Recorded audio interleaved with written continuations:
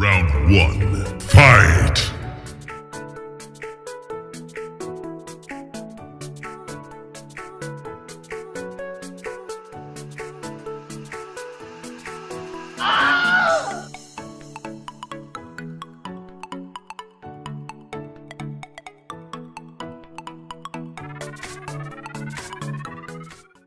And now, to know more about Cavite Mutiny, we prepared 8 facts for you.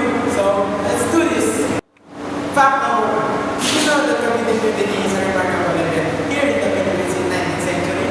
To know more about it, we're going to the top power.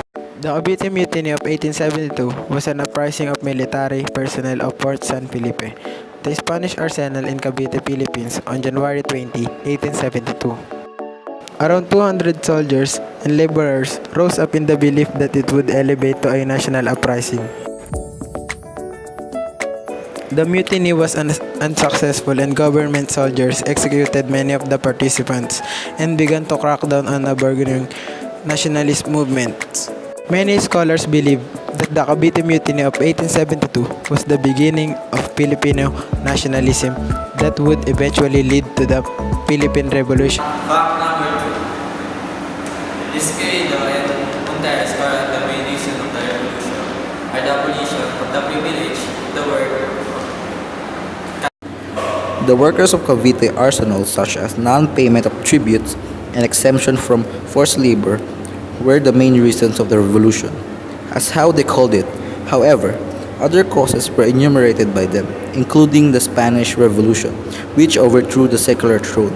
Dirty propagandas proliferated by unrestrained press, democratic, liberal, and republican books and pamphlets reaching the Philippines, and most importantly, the presence of the native clergy who, out animosity against the Spanish friars, conspired and supported the rebels and enemies of Spain. In particular, Izquierdo blamed the unruly Spanish press for stockpiling malicious propagandas grasped by the Filipinos. Fact number 10. February 17, 1872, the Gumbursa were executed to instill fear among the Filipinos that they may never commit such daring act again. On February 17, 1872, Fathers Mariano Gomez, Jose Burgos, and Jacinto Zamora, the Gumburza, all Filipino priests, was executed by the Spanish colonizer on charges of subversion. The charges against Father Gomez, Burgos, and Zamora was their alleged complicity in the uprising of workers at the Cavite Naval Yard. The death of Gumburza awakened strong feelings of anger and resentment among the Filipinos. Fact number 4. January 20, 1973, about 200 men, comprised of soldiers, laborers of the arsenal, the residents of Cavite, led by Sergeant Landry, rose in arms to assassinate the Spanish commanding officers. The insurgents were expecting support from the bulk of the army. Unfortunately, that didn't happen. The news about the mutiny reached authorities in Manila, and General Izquierdo immediately ordered the reinforcement of Spanish troops in Cavite. After 2 days, the mutiny was officially declared subdued. Facts number 5. The central government of Spain welcomed an education degree authorized by Sigismundo Moret promote the fusion into a school called Philippine Institute. The central government in Madrid announced its intention to deprive the friars of all the powers of intervention in matters of civil government and the direction and management of educational institutions. This turnout of events was believed by Tavera prompted the friars to do something drastic in their desire to maintain power in the Philippines. Fact number 6.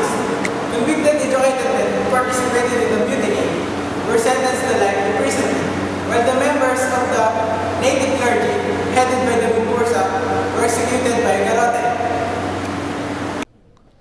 Convicted educated men who participated in the mutiny were sentenced life imprisonment while members of the native clergy, headed by the Gumburza, were tried and executed by garrote.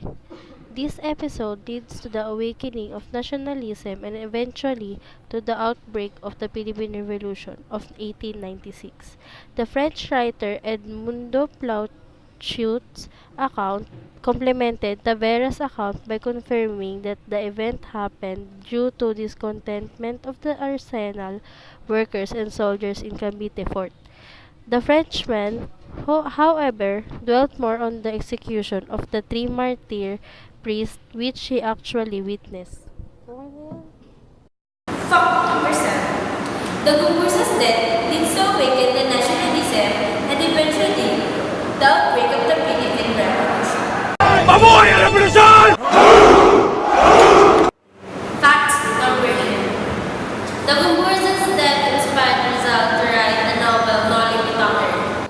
Noli Me Tangere was first published in Berlin, Germany in 1887.